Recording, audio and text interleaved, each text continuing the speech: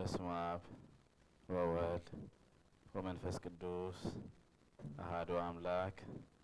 በስመ አብ ወወልድ ወመንፈስ ቅዱስ አሐዱ አምላክ። በስመ አብ ወወልድ ወመንፈስ ቅዱስ አሐዱ አምላክ። በክርስቶስ ተንሥአ እሙታን አሰሮ ለሰይጣን ሰላም ኮነ። አሜን። በክርስቶስ ክርስቲያን በወልድ ውሉዳን መንፈስ ቅዱስ መንፈሳውያን ተሰሞም ስራ እግዚአብሔር አቦና ቆሞስ አባ ገብረ ሥላሴ ቆሞን መምህርናን አቦናን የኔታ ሄኖክ አይንተ እግዚአብሔር ካህናት ላይካነ ምስጢር የሐዋርያት ዲያቆናት ምእመናን ወምእመናን ከመይ ሓዲርኩም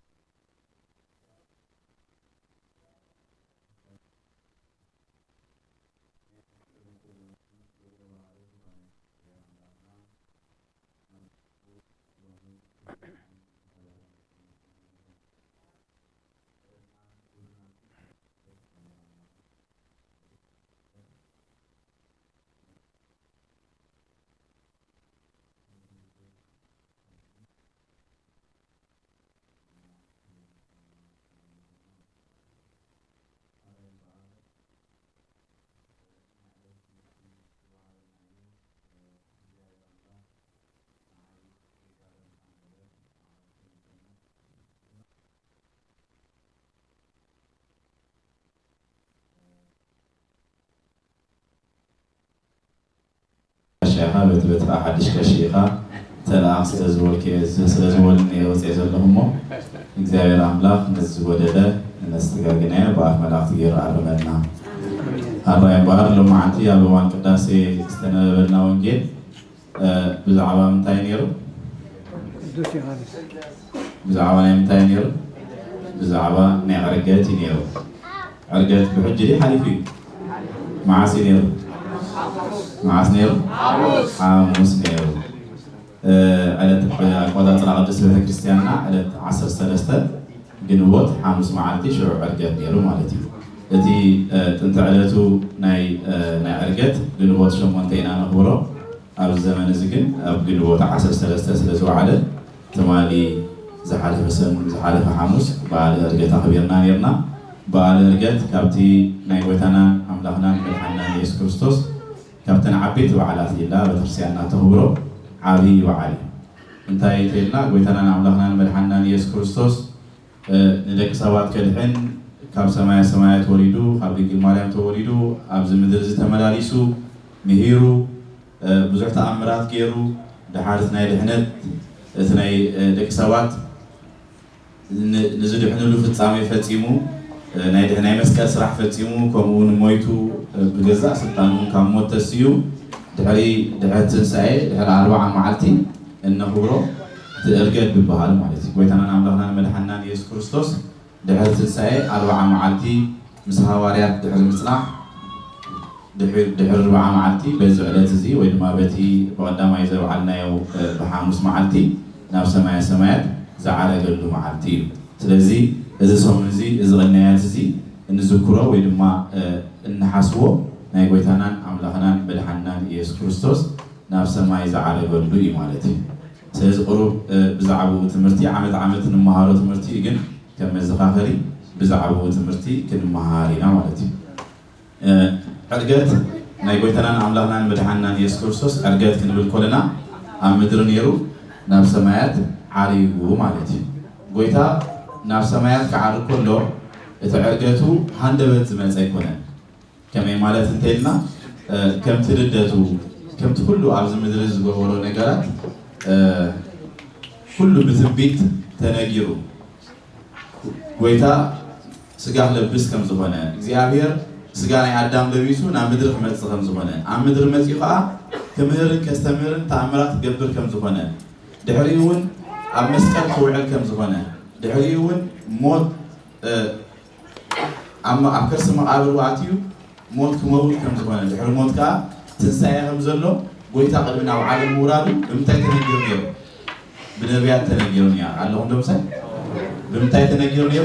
ብኣፍ ነቢያት እግዚአብሔር ክመጽእ እዩ፣ እግዚአብሔር ክውለድ እዩ፣ እግዚአብሔር ከምዚ ክገብር እዩ ተባሂሉ ተነጊሩ ነይሩ። عرقته عليك عقمه مالتي بهاند بز مسألة يكونه بعد نبي داوود بعد زمان داوود كم كون جرا كم استفدت سما جرا إكسيابير بعابي مسجانا عارجة داولو قويتا قدم مولاه قويتا نبز عالم زقدم متو بنبيات تنبيتهم جرا إكسيابير عملاق بزجلس الله مستير تزاري بوم جرا مالتي كم نعبنا ترينا زعنتوي عم سواك أبو عم قداسي دياكونا زولنا نورو عم مزمورون ترجع نقوله إكسيابير بعابي عدلتان حاجوسد عارجة زبل نايز ما يداويد عم معرف عم مزمور 40 شوعته وصراحة مش تزلوا عارجة إكسيابير بيبابي وإكسينا بكالك إكسيابير بعابي عدلتها عارجة كمون بعابي زفان ملفات مسجنا نفس سماعات عارجة دابلة داويد نقرنا الزفان زلوا معستنا ويتقدم نوع عالم كلهم تسوي بمنتهي فوق ويلون تيناقا إكسيابير بزقلت الله مستير أقدمهم كل الذي لهم نيرهم دحر مولادون أبز عالم زخمهرن كمكرن بزح تأمرات تقبري لهم نيرهم يوم كموتي دحر يوم كتسي لهم يوم عجون مقصد تناتو دحر تسايوها عرقات كم زلهم نقرنا إكسيابير أملا بعاوي عللتا بعاوي مسكانا نابزنا ولو خبري ناب إكسيابير ربو ناب سمايات ناب آريم كعرقي نابلو نبيات بتنبيت قليس الله نيرهم سلازي تنبيت كعفت سم سلازلو عدتهم ساخلة دحر تنسايا دحر 4 معاتي قويتا 4 معاتي دحر تنسايا دك مزامرتو كمهرومن دحر مصنع دحر 4 معاتي ناب سمايات عليكم معاتي سلازي ازي عرقاتي لنا نخبرو زلنا تنسايا دحر تنسايا متنسو أفكر سماعه 3 معاتي 3 ليتن دحر مصنع دحر يوم دك مزامرتو بزحات بزح ناي سمايات مستيرن بزح ناي مدري عم مدرك قبروز قبوم تمرتن نام هذا دحر مصنع عاريقو مالت نزي النريو على إكسيابير أو إنجيل لوكاس معرف إسلام 4 كاب فطرة 5 كساب 53 إنا نريو انتهي زبلنا شعور يسوس نوطاي كساب بيتانيا زبها الوطا وسدوم بلنا شعور يسوس نوطاي كساب بيتانيا زبها الوطا وسدوم إيدو على علوها بارخهم يبلنا إيدو على علوها بارخهم كبارخهم كلها كاباتاتهم تفلي نفس ما يتون عارجة نساتهم كأسجدلو بوزح حجوسون نبي يرساليم تولسو نعمله كل ساعة بيت مقدس كوينو يمسكونو نبريب بيتا عارض كله نبتاني أزبها البوتا وسيدوهم أو وسيدوها من جمرتان تايجيروهم إيدو على علو باريخوهم كا دحروز جوورو خباتهم ساتهم دار أيوه خباتهم تفلي نفس ما عارجة لتم حواليات كا سجدلو ببزح حجوسون نبي يرساليم تملسو نبزنا ورو بوتا تملسو نعمله كا كل ساعة بيت مقدس كوينو يمسكنو نبورو يبلنا قويتا كابزنا ورو بوتا نبتاني أزبها البوتا وسيدو أو باريخو قديسو دحريو نفس ما النار أيوه عارجة مالتي اتعرقتو لك كم تقويتا أبتنساي ونزارو مالتي قويتا تسيق الله كم مقابل تسيق الله مقابل تحلي كيبلا كابز نبورو كابزي عتيوز نبلا أبتمنت نبلا مجنزون فتحلي كيبلا بجزاء سلطانو تغيير يعني بلي نموت سعيرو تسيين يعني بالحقيقة بجزاء سلطانو نموت سعيرو تسيو عرقتو خالك حكومي بجزاء سلطانو عبد الفقر وجزء ناب سمايات ناب كبر منبرو تاجر عاريبو ونبل مالتي لازم أتي معراك بهال كله من الوقت عبد زمان بولي نبياتون عاريقهم كنبل زبل تاريخها كان بيبنا كون إننا يبعد نبي إلياس عارجة من سلس فقد اللي إكزابير سلس فقد اللي ناي كريستوس عرقت جن كابتوم ناي نبيات وين كام ناي كالوت زفليون تايس لزخوني بجزاء سلطانو أبز فوق ده جزء تايس جبري زعارجي لك عندما تموت كله مسموته بجزاء فقالوا بجزاء سلطان تاجرو أبكر اسمه أبو حديرو مويتو بجزاء سلطان فقال نموت سعيرو تاجرو كم موت تسيو إجراء بجزاء سلطانو نفس سمايات عاريبو مالتي كعرض كله بملكته وحيلي كابعتهم تسوير ليكونا أبتوان جيل تايف لنا تانيو اندار أيوه كابعتهم تاجبله تفليه نسمايات عارجة مالتي اندار أيوه كسور يخيل حكيل ملكتها وحيل مسجا انتهي سلزلو ملكوت توهايد سلزلو مسوار كبيد ويكونه ويكابعاتهم كير أيوه كتأخذ كبيدو ويدما دعاء مخيني كونه كل زخيل كهالي كله ملكوت مسوس سلزلو حكيل توهايد وسلزلو لكن هذا مسكر نخون قال أيوه السجانا أخبيروه كخبروس لزدله كابعاتهم اندار أيوه كله اندار أيوه نسميات عارقة أبوتات نزخ زارو كله ويدما بمثال خرجونا كله بركات ليكونه تايدا برحقات عارقة يقولنا بركات مالت بتملكتها وحيد كابعاتهم تصويروا زي كونه اندار أيوه كله كابعاتهم عارقة أو قبرها هاي تعرف حدا تايلنا كابعاتهم تفدي مسكله كسب العدد زبط سحري ونيرو ده حركة دمنا تقبلنا صور تايلنا كسب دمنا زبط سح اندار أيوه كابعاتهم عارقة مالتي نمنتاي تعلامات يلنا حواريات قويتا همز عارقة نعين مسكر كونو سلازلو قويتا از مستيرزي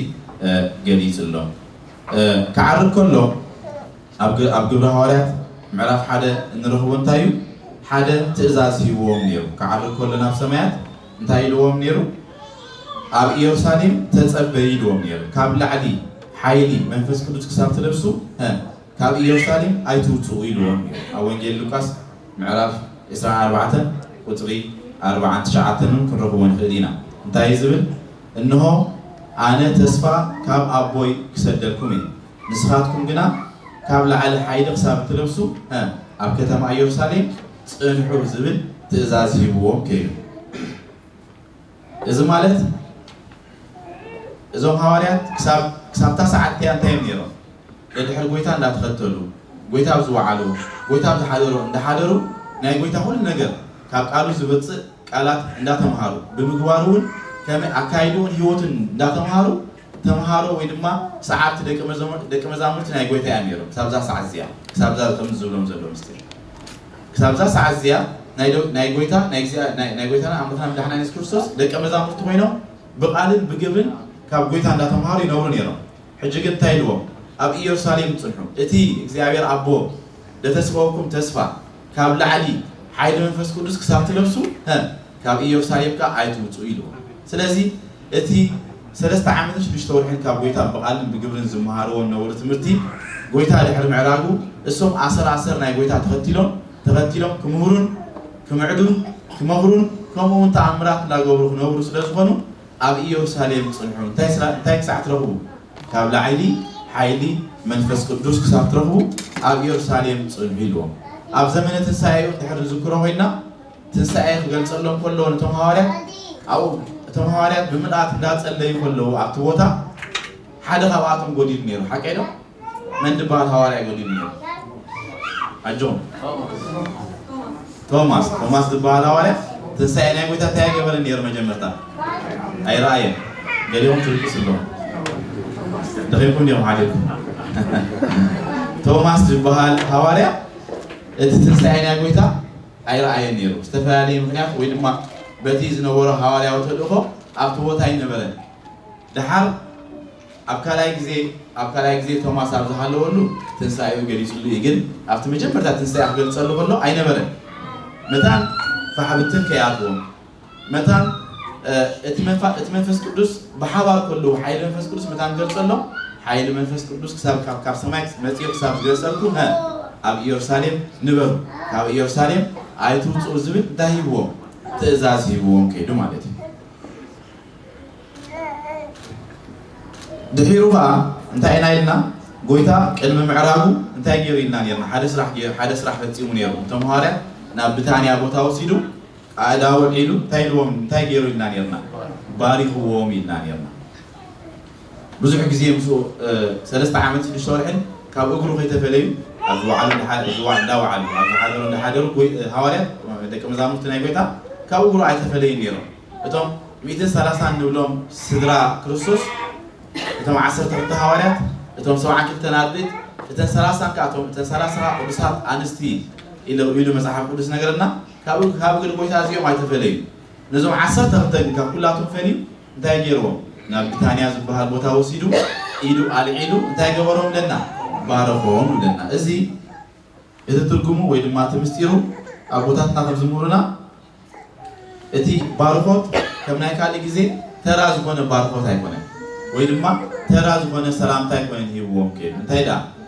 كم تقدم زول كوا مجمرتا تمهارون يروم دك مزامر ساعات يروم كاب حج النيوبن الستان ناتو نبعاتهم كحلفو سلزونه كهوم سلزدلي ناي معارج ستان ناي سماياو زونه معارج كنت ستان هيوم تايروم باركوم عارج ما سلزي سابزا أوان زيا دايم يروم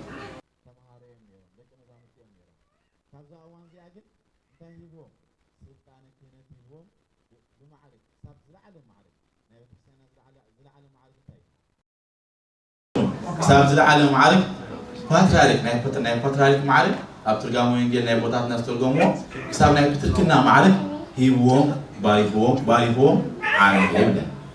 سلزي سابز أوان زي تايفينهم مالتي تمهارو زنورو ممهاران كوينهم ناي قويتا تغتل زنورو لتي لك كائنات زبون قويتا كهنوتو هيوم كاب حجون اليوم كمورو خطأمو سب لك سبات نابد حنات كمورسو سلطان هيوم مالتي إزي أبتفل عليه من أي مسحف قدسنا معرفات كنرهو ونخيلنا أو إنجيل يوانس معرف عسرة وزر عسرة حال انتهيز لنا كم تأبو نعيز لأخني يقولون هؤلاء بويتان هؤلاء كم تأبو نعيز لأخني أنا أقول نعفاتكم اللي أخوكم عنه منفس قدس تقبلوا منفس قدس تقبلوا منفس قدس تقبلكم بمدرسة أسركمو بسماء أسركوني بمدرسة فتحكم وفتحكوني بسماء استفتح خوني زبط سلطان هيبوهم أجت هيبوهم زلو سلطان مدراو سلطان جزياو سلطان يكونه زل عالماو سلطان إتأبو كم تأبو نعيز لأخني له كم تأبو نعيز لأخني أنا خانا عقدكم اللي أخوكم على اللي كمون أونجيل ماتيو ساقنا نمود داتا معرف إسلام شو منتن نرئينا مهيرو دحل لك عبز وانزي كل زقباء نجر زل اليوم تمرت مسكاسمو كيدنا بعالمي له بسم آبن والدين منفس قدسن እናአጥሞኩም ንሁሉ ሰብ እንዳማሃርኩም ደቂ መዛሙርተይ ግበሩዎም እስልጣን ዝህቦም ኩሎ ንጎይታ ካብቶም ድኽተልዎ ዝነበሩ ንኩሎም ኣይኮነን ይህቦ እንታይ ንመን ጥራይ ይህቦ ነቶም ሃዋርያት ምክንያቱ ንዓቶም ስለዝሓረየ ስልጣን ክህነት ንኩሉ ዝግባእ ስለዘይኮነ ነቶም እግዚአብሔር ኣምላኽ ብፀጋ ድሓረዮም ሰባት ንዓቶም ጥራይ ዝግባእ ስለዝኾነ ማለት ከምኡ ተኮይኑ ብምኽታት ተኮይኑ ጎይታ መጽሐፍትና እንታይ ይለና ንጎይታ ብዙሓት ሓሙሽተ መጋብያ ዕዳጋ ዝኾነ ህዝቢ ይኽተልዎ ነይሮም እዞም ሓሙሽተ ዕዳጋ ዝብሎም ዘሎ ብዙሖም ኣመና ብዙሓት እዮም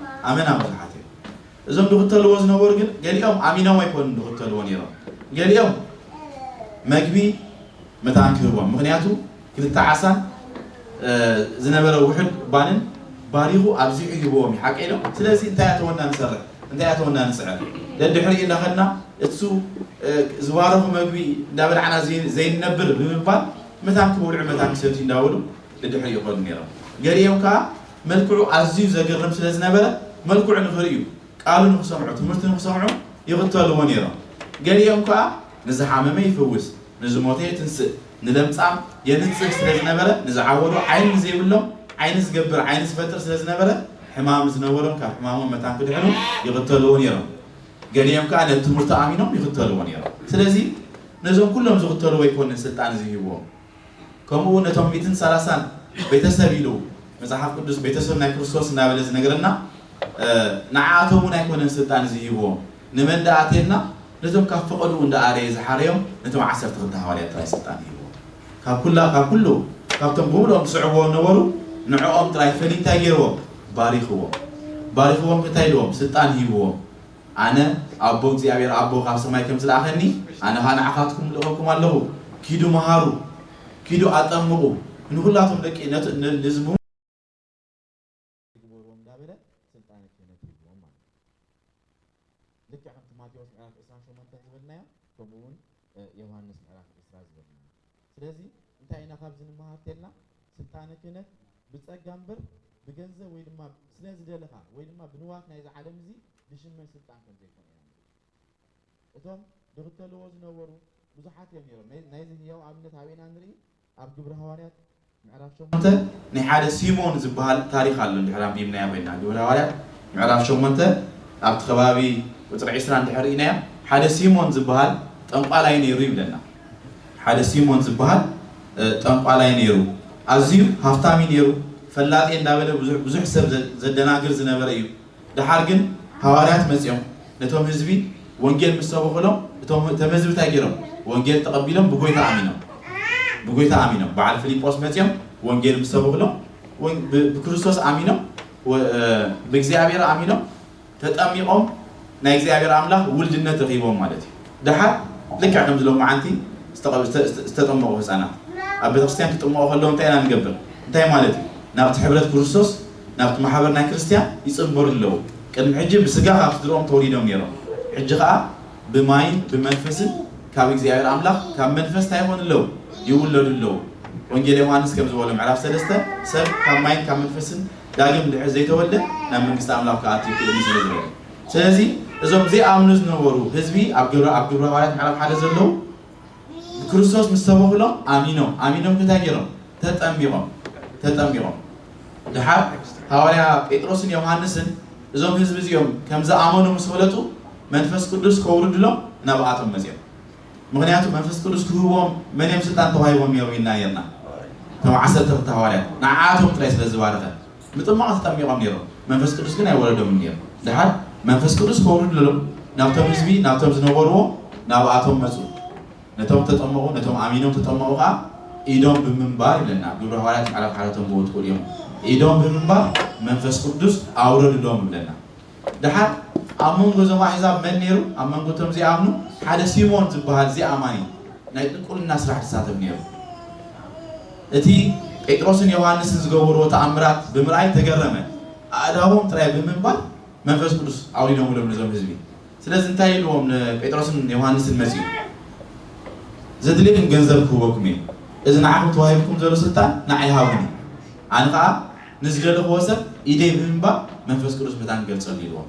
ድሓር ጴጥሮስን ዮሐንስን እንታይ ኢሎሞ ንሲሞን ኣዝዮም ገኒሖም ገሰትዎ እንታይ ኢሎሞ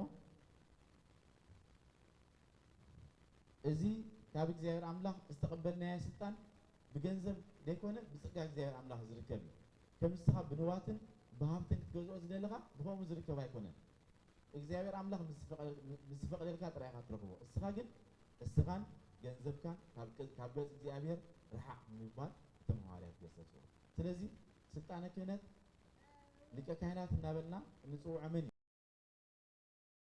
ጎይታና አምላክና መድሓኒና ኢየሱስ ክርስቶስ ስልጣን ንመን ኣረኪቡ ኸይዱ ነቶም እሱ ዝሓርዮም ሐዋርያት ኣረኪብዎም ከይዱ ኣብዚ ዕርገት ኢና ንፅውዖ እንታይ ኢልዎም ፀዊዑ ካብ ኩሉ ሰብ ፈልዩ ባሪኽዎም ይብለና ባሪኹ ድሕሪ 10 መዓልቲ ሓይሊ ካብ ኣርያም ክሳብ ትለብሱ ካብ ኢየሩሳሌም ኣይትውፅኡ ኢልዎም ግዚኡ ምስ በፅሐ ክንመሃሮ ኢና ሓይሊ ምስ ለበሱ ካብ ኣርያም ካብ ሰማይ ዝመፅእ ሓይሊ ፀጋ መንፈስ ቅዱስ ምስ ለበሱ ናብ ኩሉ ዓለም ብምኻድ ክምክሩን ናኸጠምቁን ናይ ክርስቶስ ደቂ መዛሙርቱ ክገብሩ ጀመሩ ማለት እዩ ስለዚ እታ ስልጣነ ክህነት ሽዑ ጀመረት እንታይ ገይራ ክርስቶስ እንታይ ብምግባር ይሂብዎም ኢዱ ብምግባር ዲሓቂ ይሂብዎም እሳቶም ከዓ እሶም ቅድሚ ምሕላፎም እሳቶም ዝመረፅዎ ብመንፈስ ቅዱስ ተመሊኦም እሳቶም ዝመረፅዎ ከዓ ኢዶም ብምንባር ስልጣነ ክህነት እንዳመሓላለፉ ኣባና በፅሑ ማለት እዩ ስለዚ ከጠምቕ ዝኽእል ፀጋ መንፈስ ቅዱስ ክዕድል ዝኽእል ስጋ ደም ናይ ክርስቶስ ክቆርብ ዝኽእል በዛ ዓለም እዚ ካብ ማእሰር ሓጢኣት ክፈትሕ ዝኽእል መን እዩ ተይልና መን እዩ ካህን እዩ ካበይ ዝረኸቦ ስልጣን ተይልናኸ ካብ ጎይታናን ኣምላኽናን መድሓኒናን ኢየሱስ ክርስቶስ ዝረኸቦ ስልጣን ማለት እዩ ምክንያቱ ኣብ ዮሐንስ 20 እንታይ ኢልዎ ከምቲ ኣቦ ንዓይ ዝለኣኸኒ ኣነ ከዓ ንዓኻትኩም ልእኸኩም ኣለኹ ፀጋ መንፈስ ቅዱስ ተቐበሉ ኣብ ምድሪ ዝኣሰርኩምዎ ኣብ ሰማይ እሱር እዩ ኣብ ምድሪ ዝፈታሕኩሞ ኸ ኣብ ሰማይ ፍትሑ እዩ ስለዚ ከምኡ ስለ ዝኾነ ኢና ንሕና ድማ ሎሚ ኣብ እግሪ ኣቦታት ካህናት መፂና ንስሓ ንቕበል ኣብ እግሪ ኣቦታት ካህናት መፂና ፀጋ ጥምቀት ንቕበል ኣብ እግሪ ኣቦታት ካህናት ወይ ድማ ኣብ ቤተክርስትያን መፂና ኣቦታት ብዝፈተትዎ ስጋ ደም ናይ ክርስቶስ እንቕበል እንታይ ንክንረክብ እቲ ኣብ ምድሪ ዝፈታሕኩሞ ኣብ ሰማይ ዝተፈትሐ ክኸውን እዩ ዝብል ስልጣን ስለ ዝሃቦ ኣብ ምድሪ ተፈቲሕና ኣብ ሰማይ ከዓ ናይ ዘለኣለም ዝኾነ ህይወት መታን ክንረክብ ተፈቲሕና መታን ክንገብር እዩ እዚ ንሕና ሎሚ እንግልገለሉ ዘለና ስልጣነ ክህነት እንተቆፂርናዮ እንተፀብፂምናዮ ናብ መን ይኸይድ ናብቶም ሐዋርያት ዝሃቦም ጎይታ ዝሃቦም ሐዋርያት ናብኦም እዩ ዝኸይድ بغميتنا هذا سب تلزدلي كم سيمون حج بعد صقا قطالي نيرو فقلت نيرو بزحات سبع ساعات نيرو سيمون دبلنا ግን ስለዝደለየ ክህነት አይረከበን ሐቄ ስልጣን ክህነት አይረከበን እቶም እግዚአብሔር አምላክ በጸጋ ዘሐሪያም ግን ኮይኖም አለው ስለዚህ እዚ ክህነት እዚ ካመናም ጽሕሞ ልዕር ተባሂሉ እዝሎም ንሕና ንግልገል ዘለና ክህነት ካብቶም ዝሃቡና ጳጳሳት እሳቶም ካመናም ጽሕሞ ካብ ጳጳስ ክርስቶ እሳቶም ካመናም ጽሕሞ ካብ ጳጳስ ክርስቶ ናበና ናቤና ንኸይድ ናብቲ ወንጌል ዝሰብኸልና ሐዋርያ ንሕና ዞም ምድር ሓበሻ ወንጌል ካመን ይተሰብክናቴና ከማርቆስ ወንጌላዊ በግብጽ ገሩ ሐቄዶ በግብጽ ገሩ ከማርቆስ ወንጌላዊ እዩ ወንጌል ሰብክና ማርቆስ ካብቶም ካብ ጎይታ በቀጥታ ስልጣን ክህነት ተባሃሉ ሐዋርያ ስለዚህ ማርቆስ እቶም ሐዋርያት ጎይታ ኺዱ መሃሩ ሁሉም ኮሎም ናብ ኩሉ ዓለም በብ ሀገረ ስብከቶም በብ ሀገሮም ተፈላልዮም ይምሩን ስልጣን ክህነት ይሁቡ ነይሮም ስለዚህ ማርቆስ ወንጌላዊ ናብ ዝሕና ዘለና አካባቢ መጽዩ እሱውን ምሂሩ ናብ ስልጣን ክህነት አብቂዑ በጵስና ሂቡ ካህናት ሂቡ ማዕረግ ሸሙ እሱ ልሸሞም ካ እንዳሸሙ ናምን በጽ ናባና በጽ ስለዚህ እቲ ኣብ ቤተክርስቲያን ድፍጸም ምስጢራት ወይ ድማ እቲ እግዚአብሔር አምላክ ምን ትርድሕኑ እዝን ክትገብሩለኩም ይል ናይ ሐቄዶ መጀመርታታ ይልና በአብን በወልድ መንፈስ ቅዱስን ተአምንለኩም በጎይታናን አምላክና መድኃኒታችን ኢየሱስ ክርስቶስ ፍጹም እንደሆነ እንደህነት ድማ ተአምንለኩም ዘያምን በወልድ በሕይወት ዘላለም በወልድ ዘያምን ናይ ዘላለም ሕይወት ይውልን ለና ድሕሪ ወታ ይብለና እዚ ዘአመነ ወታ ይብለና ዘያመነን ዘይተጠመቀን መንግሥተ ሰማያት አያቱን ይብለና ሐቄዶ ድሕሪ ወታ ይብለና ስጋይ ዝበልዐ ደመይ ሰቴ ናይ ዘላለም ሕይወት አለው ለና ስለዚህ እዚ ምስጢራት እዚ አባና ፍጹም ኮይኑ ታይኮናሎ በቶም ካብ ክርስቶስ ተቀቢሎም ሐዋርያት ካብቶም ድሕሪ ሐዋርያት ሐዋርያት እንዳተሰጋገረ ብሰንሰለታዊ መልክዕ ናባና ዝመጸ ካህናት አቦታት ምስጢር ክንቅበለልና ምክንያቱ ብሰንሰለታዊ መልክዕ በዝሎም ማዓንቲ እንገልጽልና ወንጌል ጎይታን ሐዋርያት ባሪኹ ዝሃቦም ስልጣን ስለዝሆነ ማለት ሓደ ተላዒሉ ነብይ ስለዝበለ ሓደ ተስዩ ሐዋርያ ስለዝበለ ነፍሱ በዓሉ ስለዝሾመ ወይ ስልጣን ናይ እግዚአብሔር ከም ሲሞን በዓሉ ስለዝደለየ እዚ ምስጢራት እዚ ፍጽም ይኽእል አይክልም ከጠመቕ ይኽእል አይክልም ምጥማዕ ማለት ሕብረት ናብ ክርስቶስ ክርስቲያን ገብር ይኽእል አይክልም ስጋ እንደም ናይ ክርስቶስ ክፍትት ይኽእል ፈቲቱን ንህዝበ እግዚአብሔር ወይ ድማ ንምእመናን ክቆርብ ይኽእል አይክልም ወንያት ስልጣን ናይ ክርስቶስ አው ስለዚህ የለም ስለዚህ እዚ ናይ ሎማ ዓን ትምህርትና ሓደ ጎይታ ምዕራጉ ናብ ሰማያት ምዕራጉ ድሕሪ ምዕራጉን ጸጋ መንፈስ ቅዱስ ክህቦም ንሐዋርያት መጽኸም ዝሆነ ኣብ መወዳት ዓለም ካ ክፈርድ መጽኸም ዝሆነ ንሐዋርያት ተስፋ ሂብዎም ከይዱ እቲ ካልኣይ ንምሃርባ እንታይ ስልጣን ክህነት ማለት እዩ ባሪኽዎም ነቶም ሐዋርያት ስልጣኑ ኣመሓላሊፉ ከይዱ ከምኡ እንዳበለ ከዓ ኣባና ይመጽእ ኣሎ ማለት እዩ እታ ንጎይታ ዝሃቦም ሓደራ ከዓ እታ ጎይታ ንሐዋርያት ዝሃቦም ሓደራ ንሐዋርያት ጥራይ ዘይኮነት ንዓና እውን ትሰርሕ እንታይ ኢልዎም ነይሩ ንስኻትኩም ግና ካብ ላዕሊ ሓይሊ ክሳዕ ትለብሱ ካብ ኢየሩሳሌም ኣይትውፅኡ ኢልዎም እዚ ንዓና ብምንታይ ይስርሓልና ወይ ድማ ንሕና ነዚ ቃል እዚ ብምንታይ ኢና እነተግብሮቴልና እታ ክርስቶስ ዝሃበና ተስፋ መንግሥተ ሰማያት ክሳብ እንወርስ ካብ ኢየሩሳሌም ከይወፃና ክንጸንሕ ይግባአና ኢየሩሳሌም ትበሃል ዘላ ኣብዚ ምድሪ እንታይ ኣይንተን እያ ኣምሳል ኢየሩሳሌም ተባሂላ ትጽዋዕ ቅድስት ቤተክርስቲያን ማለት እዩ ምክንያቱ ድሕነት ኣበይ ዘሎ ተልና ኣብ ቤተክርስቲያን ሕይወት ኣበይ ዘሎ ተልና ኣብ ቤተክርስቲያን እዩ ዘሎ ስለዚ ከምቲ ነቶም ሐዋርያት ሓይሊ ካብ ኢየሩሳሌም ክሳብ ትለብሱ ናብቲ ናይ ትበሉ ኣብ ኢየሩሳሌም ጸኒዕኹም ንበሉ ዝበሎ ንሕና እውን ነዘን ውሑዳት ዓመታት ኣብዚ ምድሪ ዝተዋህባና ኣብ ቤተ እግዚአብሔር ጸኒዕና ክንነብር ኣለና ጸኒዕና እንድሕር ነርና እንታይ ኢና ንረክብ ከምቲ ሐዋርያት ሓይሊ ካብ ኢየሩሳሌም ሓይሊ መንፈስ ቅዱስ ዝረኸብዎ ንሕና ከዓ ተስፋ መንግሥተ ሰማያት ንወርስ ማለት እዩ እንድሕር ካብቲ ሕብረትና እንድሕር ወፂና ጸኒሕና ካብቲ ጽንሕዎ ተባሃልና ኣምሳል ኢየሩሳሌም ዝኾነት ቅድስት ቤተክርስቲያንና እንድሕር ተኣሊና እንድሕር ጸኒሕና ግን እቲ ጎይታ ክትወርስዎ ኢኹም ዝበልና ተስፋ መንግሥተ ሰማያት ኣይንወርሶ ኢና ማለት እዩ እግዚአብሔር ኣምላኽ ካብቶም ዝሰውረና ስለዚ ከምቲ እቶም ሐዋርያት ሓይሊ ካብ ኢየሩሳሌም መታን ክረኽቡ ኣብ ኢየሩሳሌም ጸኒዖም ክሳብ ጸጋ መንፈስ ቅዱስ ዝግለጸሎም ጸኒዖም ክሳብ ከም ዝነበሩ ንሕና እውን ኣብ ቤተ እግዚአብሔር ጸኒዕና سم እግዚአብሔር አምላክ እንዳጽዋዕና በቁጥር አይኮንም ምስጢራቱ እንዳትኸፋና ምስጢራቱ ማለት እንታይ እተድሕነ ዘውበና ማለት ከምዚ እዞም ህፃናት ደቅና ሕጅር ይኹሞም ይርፉ ተሪዶም ዘይቆረበ ህፃን የለን ስጉ እንደውን ሁሉም ወሲዶም አሉ አዝዩ ደስ ብለካ እዩ ምክንያቱ ህፃናት ከምዚ ኢሎም ካብ ብንእሽቶም ክጅምሩ ከለዉ እንታይ እናኾኑ እዮም ዳዓቢ ሙስ እዮም ዝዓቢ ማለት እዩ እግዚአብሔር አምላክ እዚ ናይ ምድሪ እዚ መከራ እዚ ናይ ምድሪ እዚ ፈተና ምእንቲ ስጉኡ ምእንቲ ደሙን ክብል እንዳኸልከለ በዚ ምድሪ እዚ ፀጋ ብልዕል ፀጋ በዚ መፅእ ዓለም ከዓ መንግስቲ ሰማያት ወሪሶም ንኽነብሩ ኢና እዞም ህፃናት ኣብዚ ስጉኡ እንደምን ክወስዱ ክንሪኦም ፀኒሕና ግን ስጉኡ እንደምን ከንዕኦም ጥራይ ተዋሂቡ ተልና ኣይኮነን ሓቀና አንኮራ ንመን ይዝግባና ነቶም ዝዓበና ሓቀና እንቶም ሓጢያት ዘለና እሶም ዳ ንፅዋት እዮም እሶም ንፅዋት እዮም እቲ ሓጢያቱ ናይ ያርከቡሉን እቲ ዓለም እውን ኣይርከቡሉን ዘለዉ ንሕና ግን ወደቂ ሰባት ስለ ዝኾንና ኣብ ዓለም ኣለና ንወድቕ እንትንስእ ኣለና ግን ከምቲ ልክዕ ነቶም ደቅና ስጉኡ እንደምን ክወስዱ ኢልና ናብዚ ነቕርቦም ዘለና ንሕና እውን ክንቀርብ ይግባአና እዩ ማለት ምክንያቱ ናይ ትምህርትና መወዳእታ ኩሉ ግዜ መጠቃለል እሱ እዩ መወዳእትኡ ናይ ህይወትና እሱ ስለ ዝኾነ ማለት እዩ ኣብ ስጉኡ ኣብ ደሙ እንድሕር ደይቀርብና ኩሉ ንኾንቱ ክኸውን ማለት እዩ እንታይ ዝብል ምንታይ ኣብ ወንጌልና እንታይ ዝብል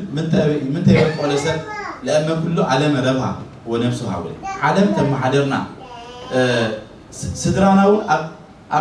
ናብራና እውን ኣብ ዝለዓለ ጥርዚ እንተብፃሕና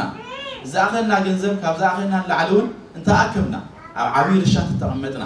ኣብዛ ዓለም እውን ኣብ ልዕሊ ስልጣን ተረኸብና ኣብ ልዕሊ ክብሪ ተረኸብና ምንታይ ይበቅዖ ለሰብ ንሰብ እንታይ ዓብሰሉ ነብሱ ጥፊኡ ንኻልእ ተጠቐመ የብለና ወንጌልና ማለት እዩ